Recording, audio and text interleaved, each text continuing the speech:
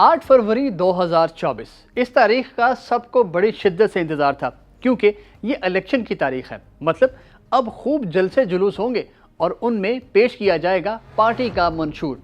लेकिन तारीख गवाह है कि वतन अजीज़ में मंशूर सिर्फ पेश ही किया जाता है, उस पर अमल नहीं होता। चाहे 50 लाख नौकरियां और 1 करोड़ घर हों, पाकिस्तान को एशियन टाइगर बनाना हो या रोटी कपड़ा मकान जैसी बुनियादी सहूलियात की फराहमी हो, पाकिस्तान की सियासत में मंशूर ट्रक की बत्ती जैसा होता है। अवाम बस उसके पीछे चलते रहते हैं, किसी मकाम पर नहीं पहुंचते। बदकिस्मती से हुकूमत में आने के बाद मंशूर एक तरफ रह जाता है। मियां दिनारे, कौन बचाएगा पाकिस्तान और सब पे भारी, ये सब शुरू हो जाता है। तो आइए आज इसी पर बात करते हैं कि सियासी पार्टियां अपने ही मंशूर पर अमल क्यों नहीं करती, नौजवान इससे किस कदर मुतासिर हो रहे हैं और क्या अपने ही मंशूर पर अमल ना करने वाली पार्टियों के खिलाफ एक्शन होना चाहिए।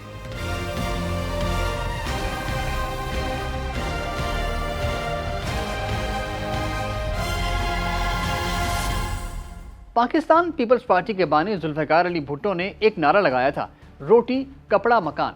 आज भी पाकिस्तान पीपल्स पार्टी हर मर्तबा यही नारा लगाती है, मगर कोई काबिल अमल प्रोग्राम पेश नहीं किया जाता। इसकी बेहतरीन मिसाल सूबा सिंध है।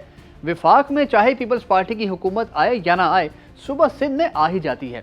लेकिन क्या सिंध के अवाम को रोटी कपड़ा और मकान मिल गया?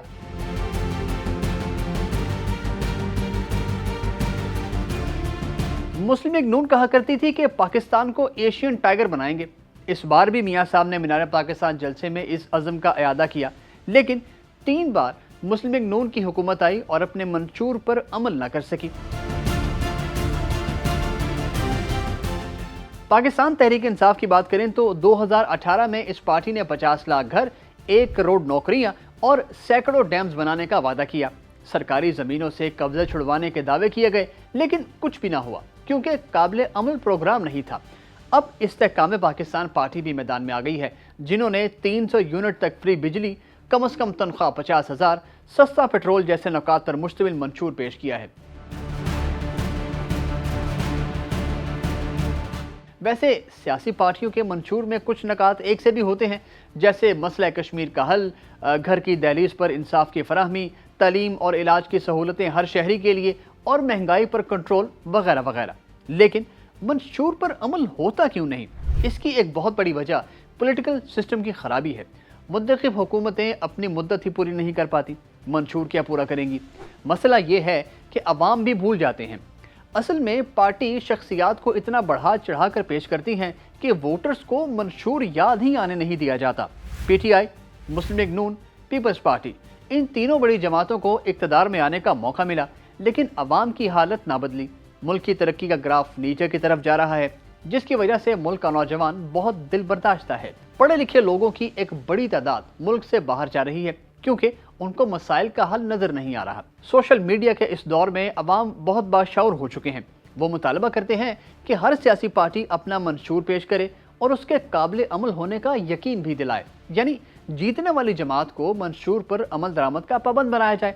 इलेक्शन कमीशन और मुतल्लिका इदारे जायजा लें कि जीतने वाली पार्टी अपने मंशूर पर अमल दरामद कर रही है या नहीं। अगर कोई पार्टी ऐसा नहीं कर रही तो उसे अवाम के साथ धोखाधड़ी और फ्रॉड का मुर्तकिब करार दिया जाए, चाहे तो इसके लिए आईनी तरमीम कर दी जाए।